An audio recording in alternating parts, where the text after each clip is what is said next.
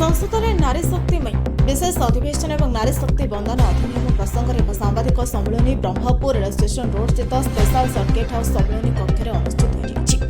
हो माननीय आस्था सांसद श्रीमती अनिता सुखदर्शिनी जोगदे नारी शक्ति बंधन अधिनियम प्रसंग में सांबादिक सम्मेलन करते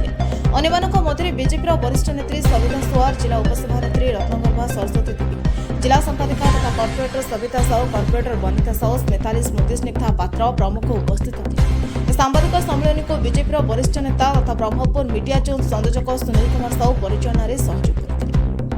दक्षिण ओडिशा ब्यूरो चीफ सरचंद्र नंदक रिपोर्ट आवाज ओडिशा। जो सामाजिक बंधुओं को